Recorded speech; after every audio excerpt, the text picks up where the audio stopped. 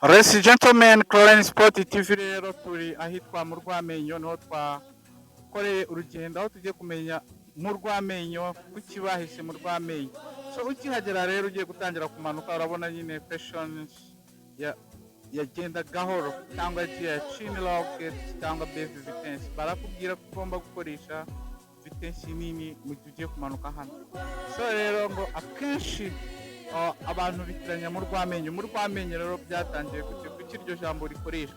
Hakurya iriya urahabona umusozi mwiza cyane, turabasha kukugezaho ibijyanye nawe. U Rwanda ni ubw'imisozi igihumbi, nta gitangaza rero ko hari imisozi myiza itatse u Rwanda nk'uko uri kubireba.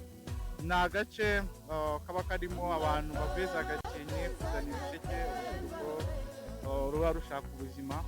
So rero tugiye kumenya, iyo uri imbere y'aho gatoya ubona ahantu hari agacoffee shop bita Sobanukirwa. So rero hano tuje kumenya neza ni iki cyatumye bahita mu Rwamenyo.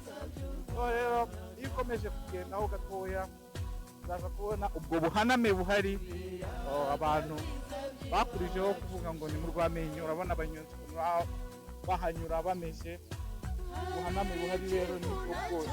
So n'iki rero cyatumye bahita mu Rwamenyo.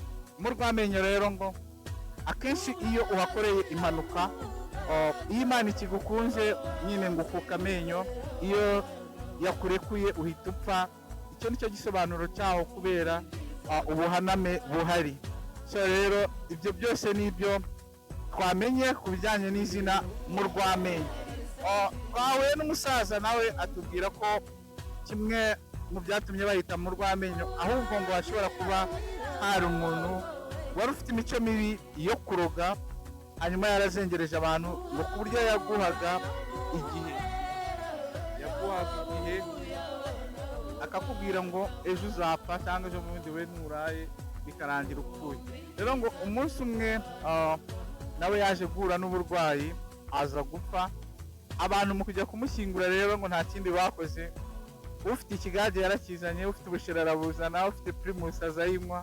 So rero ku gituro cye aho bashyiragaho ibitaka, bamwe babaga binywera inzoga bamena hasi bati twabona twamukije, yari yaratuzengereje.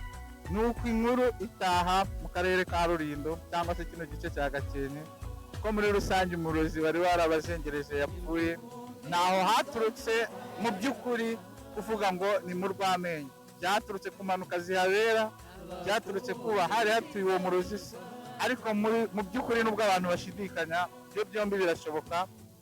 Urebye ubuhaname buhari ko kuramutse ukoze impanuka wihuta, Imana ikikurinze wakuka amenyo akaba ari yavamo, yaba yakurekuye ukaba wapfa. Rero nko mu mwaka ntabwo hashobora kubura impanuka zigera nko kuri 10 zihabera kandi zitana ubuzima bwabo cyangwa se zikabatera ibikomere. So kuba haba hari hatuye uwo muntu wagiriraga abandi nabi mu bijyanye no kuroga, nabyo ntitwabishidikanyaho nk'uko abantu babitubwiye. Icyo umuntu yakwigamo ni ukubaho ukabana n'abandi neza, kugira ngo nunataha utahe mu mahoro nta muntu ukuvuma. Urumva ukuntu bagiye guherekeza umurambo bawushinyagurira, bamena inzoga hasi z'ubwoko bwose, bavuga ngo yari yaratuzengereje. Rero uyu munsi twari twahisemo gutembera mu Rwamenyo muri kumwe na CralleneSport TV. Muturayikinge, mukore share, mukore subscribe, nakagaruka komeze tubane. So bye bye.